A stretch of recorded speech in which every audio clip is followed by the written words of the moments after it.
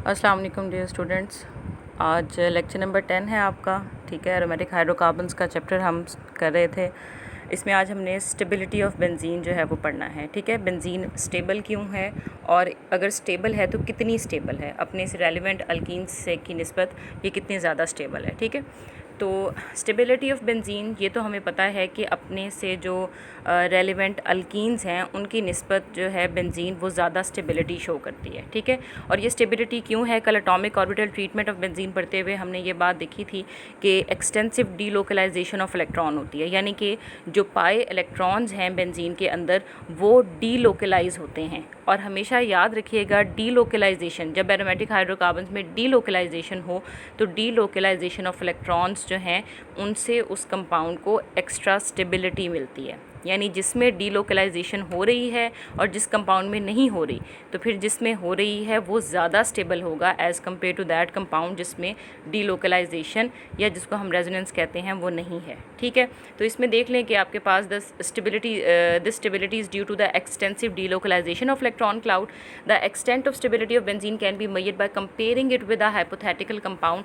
Let's suppose कि हम कहते हैं कि अगर हम ये सोच लेते हैं कि जी बेंजीन जो है वो एक्चुअली 1,3,5 साइक्लोहेक्साट्राईन है, वो जो हमने पहले पढ़ा था कि साइक्लोहेक्सेन हो और उसके अंदर 3 जो है वो डबल बॉन्ड हो। ठीक है, तो अगर बेंजीन सिंपली 1,3,5 साइक्लोहेक्साट्राईन के साथ हम उसको रिलेट कर लेते हैं तो फिर इसकी और बेंजीन की स्टेबिलिटी में जो फ़र्क आएगा वो हम मेजर कर सकेंगे। तो अब हम कंपाउंड लेंगे 1,3,5 साइक्लोहेक्साट्राईन का और उसकी हाइड्रोजिनेशन करवाना शुरू करेंगे। ठीक है, हाइड्रोजिनेशन बेटा क्या होता है, हाइड्रोजन की एडिशन को हम कहते हैं हाइड्रोजिनेशन। ठीक है, हाइड्रोजन का ऐड करना। आपको पता है जब हाइड्रोजन ऐड होगी तो जो डबल बॉन्ड्स होंगे वो ख़त्म हो जाएंगे। ठीक है, एक हाइड्रोजन का मॉलिक्यूल एक डबल बॉन्ड ख़त्म कर सकता है, एक एक कार्बन पर एक एक हाइड्रोजन चला जाएगा। ये आपने पहले भी जो है वो मैट्रिक में भी पढ़ा होगा अल्कीन्स की हाइड्रोजनेशन में। ठीक है, अच्छा, this can be done by estimating their heats of hydrogenation. तो इसके लिए हम क्या करेंगे कि हाइड्रोजनेशन का रिएक्शन करवाएंगे और हाइड्रोजनेशन के थ्रू हम इसकी हीट ऑफ हाइड्रोजनेशन जो है वो मेजर कर लेंगे। अब हम स्टार्ट करेंगे साइक्लोहेक्सीन से। ठीक है, साइक्लोहेक्सीन आपको पता है कौन सा कंपाउंड होता है, ये वाला जो आपके पास नेक्स्ट पेज पे बना भी हुआ है, ये वाला। ठीक है, साइक्लोहेक्सेन क्या होता है, सिंपल जो 6 कार्बन का जो है वो रिंग हो। ठीक है, और अगर उनमें एक डबल बॉन्ड हो जाए तो फिर वो साइक्लोहेक्सीन कहलाएगा। ठीक है, तो हम इससे स्टार्ट करेंगे। Cyclohexene, a 6 member ring containing 1 double bond can be easily hydrogenated to give cyclohexane. आप इसको हाइड्रोजन देंगे, प्लैटिनम का कैटलिस्ट देंगे, ये आराम से डबल बॉन्ड खत्म हो जाएगा, साइक्लोहेक्सेन में कन्वर्ट हो जाएगा। अब ये कन्वर्ट होने में हीट ऑफ हाइड्रोजनेशन कितनी रिलीज़ हुई है वो हमने मेजर कर ली। ठीक है, याद रखें हाइड्रोजनेशन जो है एक्सोथर्मिक रिएक्शन होता है, इसमें हीट लिबरेट होती है। ठीक है, निकलती है। अच्छा, when delta H for this reaction is measured, जो हमने इसके लिए मेजर किया है, ठीक है, जो हमने इसको एक्सपेरिमेंट करवा के जो मेजर किया हुआ है वो है कि अगर तो एक डबल बॉन्ड है साइक्लोहेक्सीन में और उसको हमने ख़त्म किया है, हाइड्रोजन जो है उसकी हाइड्रोजनेशन करवा दी है, तो फिर कितनी हीट निकलेगी, -119.5 किलो जूल पर मोल।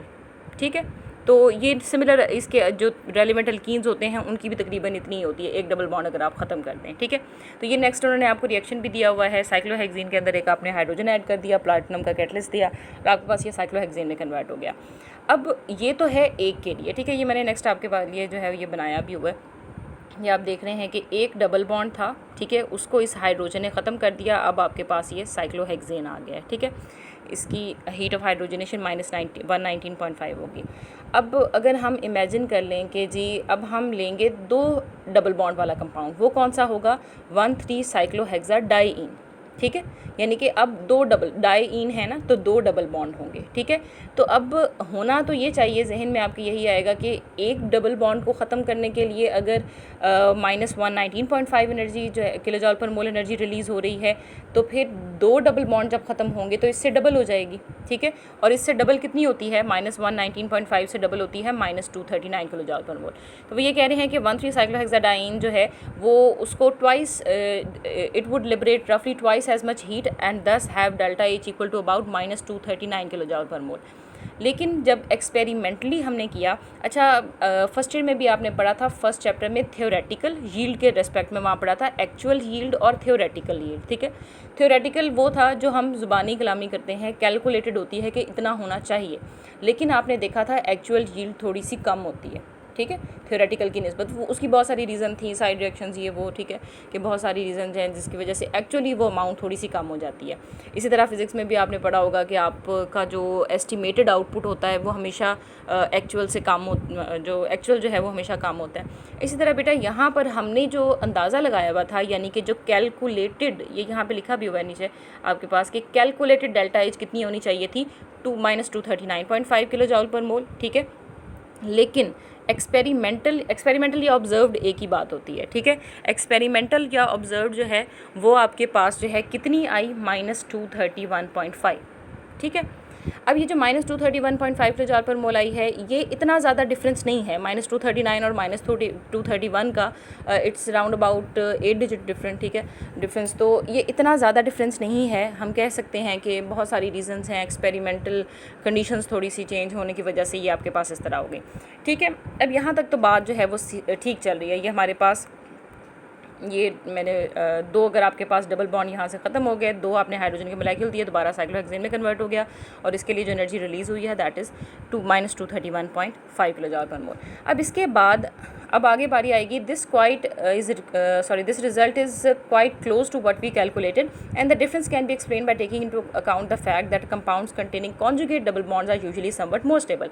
यहाँ पर दो डबल बॉन्ड इस तरह एक साथ आ रहे हैं ना, तो ये भी स्टेबल होता है। सिंगल बॉन्ड की निस्बत दो डबल बॉन्ड अगर इस तरह कॉन्जुगेशन में हो, यानी कि ऑल्टरनेट का एक के बाद एक जो है वो आया हुआ हो, तो बेटा ये जो है ज़्यादा स्टेबल है। तो हम कह सकते हैं कि थोड़ा सा स्टेबल था, इसलिए जो है वो एनर्जी जो है वो आपके पास ये इस तरह से ज़्यादा रिलीज़ हुई है, ठीक है। अच्छा, उसके बाद ये बात तो जस्टिफाई हो गई, ठीक है। उसके बाद हमारे पास अब हम ले लेते हैं 3 जहाँ पर ट्रिपल बॉन्ड हो, ठीक है, वो वाला कंपाउंड 135 साइक्लोहेक्साट्राईन, जो हमने बेंजीन से सबसे क्लोजेस्ट कंपाउंड वही होता है ना बेंजीन से, ठीक है, कि आपके पास जो है वो 3 डबल बॉन्ड हो जैसे बेंजीन के होते हैं। लेकिन बेंजीन में फ़र्क हमने बाद में पढ़ लिया एटॉमिक ऑर्बिटल थ्योरी में कि बेंजीन के वो जो 3 डबल बॉन्ड हैं वो उनके इलेक्ट्रॉन्स इस तरह से रेजोनेट करते रहते हैं, इसलिए वो डबल और सिंगल बॉन्ड एक दूसरे के साथ ऑल्टरनेट करते रहते हैं।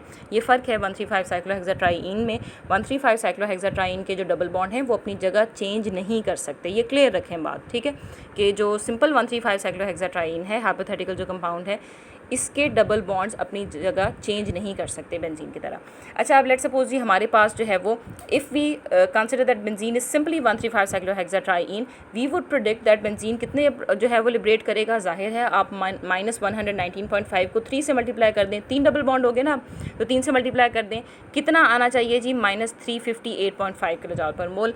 अब होना ये चाहिए कि आपके पास अगर तो 135 साइक्लोहेक्साट्राईन जैसी सिंपल एल्कीन जैसी ही स्टेबिलिटी है बेंजीन की, तो फिर बेंजीन के लिए जो हीट ऑफ हाइड्रोजनेशन है वो भी -358 किलो जॉल पर 358.5 किलो जॉल पर मोल एनर्जी ही निकलनी चाहिए, ठीक है, व्हेन इट इज़ हाइड्रोजनेटेड। लेकिन जब हमने ये एक्सपेरिमेंट कंडक्ट करवाया बेंजीन के साथ, ठीक है, बेंजीन के साथ जब हमने ये एक्सपेरिमेंट कंडक्ट करवाया, ये यहाँ पे, ठीक है, तो यहाँ और प्लैटिनम का कैटलिस्ट दिया, तो बेटा ये जो आपके पास एनर्जी जो रिलीज़ हुई थी वो कितनी हुई, -208 किलो जॉल पर मोल, ठीक है। होनी कितनी चाहिए थी आपके पास, ये बेंजीन है, ठीक है, बेंजीन के साथ जब आपने हाइड्रोजन के साथ करवाया साइक्लोहेक्सेन बन गया, होनी कितनी चाहिए थी जो हमने कैलकुलेट की हुई थी वो थी -358.5 किलो जॉल पर। चलिए -358 ना होती, 340, 330, 320 तक भी हो जाती तो हम जस्टिफाइड करते, लेकिन -208 किलो जॉल पर मोल, दिस वाज सरप्राइजिंगली डिफरेंट, ठीक है, ये बहुत ज़्यादा डिफरेंस था। इसे आप इन बातों से जो है वो ये नहीं कह सकते कि आपस में कॉन्जुगेशन में है, सिंपल इसलिए जो है वो आपके पास। तो अब ये वाली जो डिफरेंस था ये बहुत ज़्यादा था, ठीक है। जो एस्टिमेटेड यानी कि कैलकुलेटेड और ऑब्जर्व्ड में जो डिफरेंस था, कितना डिफरेंस बन रहा है आप माइनस करके देख लें, ये बन रहा है 150.5 किलो जॉल पर मोल। इसका मतलब आपकी जो बेंजीन का मोलेक्यूल है वो 135 साइक्लोहेक्साट्राईन के मोलेक्यूल के मुकाबले में इतनी एनर्जी से स्टेबल है, 150.5 kilo joule per mole energy से स्टेबल है। या दूसरे लफ्ज़ों में मैं ये भी कह सकती हूँ कि अगर मैंने जो है बेंजीन का बेंजीन के मोलेक्यूल को ब्रेक करना है तो मुझे 135 साइक्लोहेक्साट्राइन के मुकाबले में 150.5 kilo joule per mole energy ज़्यादा देनी पड़ेगी। ठीक है, इस एनर्जी को बेटा हम रेजोनेंस एनर्जी भी कहते हैं, आगे भी आप पढ़ लेंगे, लेकिन इस एनर्जी को हम रेजोनेंस एनर्जी कहते हैं क्योंकि ये वो एक्सेस एनर्जी है जिसकी वजह से बेंजीन स्टेबल है। अच्छा, यहाँ तक समझ आ गई आपको? ठीक है, when the results are represented by following figure it becomes clear that benzene is much more stable than we calculated it to be. अच्छा, याद रखें स्टेबल का मतलब होता है लेस एनर्जी। ठीक है, जितनी एनर्जी कम होगी उतना वो कंपाउंड स्टेबल होगा। तो देखें बेंजीन के केस में एनर्जी जो है आपके पास जो है वो कम है एज़ कम्पेयर टू 135 साइक्लोहेक्साट्राइन। ठीक है, नेक्स्ट आपके पास जो फिगर है वो देखें ये वाला फिगर है, इसको मैंने स्टेप बाय स्टेप ब्रेक कर दिया है, आपके लिए बना दिया है आगे। ठीक है, इसमें सबसे पहले तो ये देख लें आपके पास जो है वो क्या लिया हुआ है, वाई एक्सिस पे उन्होंने पोटेंशियल एनर्जी ली हुई है और एक्स एक्सिस पे या जो एक्स आपके पास जो कोऑर्डिनेट है उसके ऊपर उन्होंने साइक्लोहेक्सेन के डिफरेंट ले लिए हैं, यानी कि कहीं पर एक डबल बॉन्ड है साइक्लोहेक्सेन में, कहीं पे दो हैं, कहीं पे इस तरह करके। ठीक है, और साथ बेंजीन। अच्छा, इसको यहाँ फिगर से देखें आपके पास क्या है जी, पहला आपके पास वो बना हुआ है साइक्लोहेक्सेन वाला। साइक्लोहेक्सेन में आपने एक हाइड्रोजन ऐड किया, कितनी एनर्जी रिलीज़ हुई है, -119.5 kilo joule per mole energy. ठीक है, तो ये एनर्जी यहाँ पर आ रही है तकरीबन। ठीक हो गया।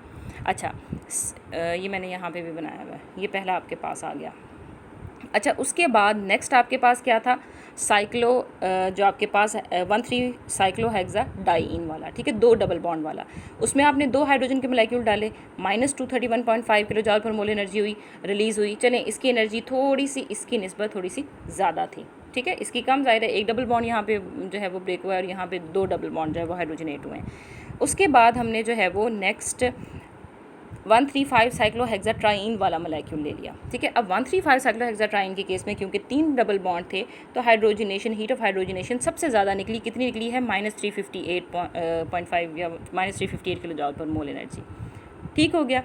अच्छा, अब इसके बाद हम इसमें बेंजीन ऐड कर रहे हैं। ये लास्ट में जो हमने ऐड किया हुआ है, जिसको मैंने रेड जो है वो मार्कर से भी जो है वो किया हुआ है, ये हमारे पास क्या है, बेंजीन है। बेंजीन में जब हमने 3 हाइड्रोजन के मोलेक्यूल ऐड किए तो बेटा कितनी हीट ऑफ हाइड्रोजनेशन इसकी थी, -208। ठीक है, यानी कि इससे भी कम। तो कहाँ पर आ रही है ये आपके पास, तकरीबन ये देखें यहाँ पे। ठीक हो गया, ये इससे ऊपर ही आएगी, याद रखिएगा, इससे ऊपर ही आएगी। जब आप बनाएंगे तो आप इसको जो है ज़रा ध्यान रखेंगे। अब बेटा इसका मतलब बेंजीन का जो मोलेक्यूल है एज़ कम्पेयर टू 135 साइक्लोहेक्साट्राइन वाले मोलेक्यूल से इतनी अमाउंट ऑफ एनर्जी जो है वो आपके पास लेस रखता है। ठीक है, यानी कम एनर्जी है। देखें, कम एनर्जी होगी तो स्टेबिलिटी ज़्यादा है, उतना ये स्टेबल ज़्यादा होगा। और इसका मतलब ये वाला जो हाइपोथेटिकल कंपाउंड था इसके पास बेंजीन की निस्बत इतनी ज़्यादा एनर्जी ज़्यादा है। ठीक है, अब ये एनर्जी क्या कहलाती है, कितनी थी, 150.5 kilo joule per mole energy थी। आप माइनस कर लें, 358 में से 208 माइनस कर लें, 150.5 किलो जूल पर मोल आ जाएगा। ठीक है, इस एनर्जी को हम क्या कहते हैं, रेजोनेंस एनर्जी। ठीक है, ये इन्होंने यहाँ पर आपके इसमें बनाया भी हुआ है, मैंने स्प्लिट करके दे दिया ताकि आपको बारी बारी समझ आ जाए कि इन्होंने किया क्या हुआ है। ठीक है, तो ये आपके पास जो है वो ये रही 150.5 kilo joule per mole energy, और ये कितनी ज़्यादा है इससे, 135 हेक्साट्राइन की ये एनर्जी ज़्यादा है बेंजीन से। और बेंजीन की कितनी है, बेंजीन की एनर्जी कम है और बेंजीन की हीट ऑफ हाइड्रोजनेशन भी, इसलिए हमारे पास -208 kilo joule per mole energy निकली। ठीक है, ये होपफुली अब आपको समझ आ गई होगी। उन्होंने ज़रा ग्राफिकल फॉर्म में एंड में आपको बता दिया है। Indeed benzene is more stable than the hypothetical 135 cyclohexatriene by 150.5 kilo joule per mole energy. इतनी ज़्यादा एनर्जी, इतनी अमाउंट ऑफ एनर्जी से ज़्यादा स्टेबल है बेंजीन।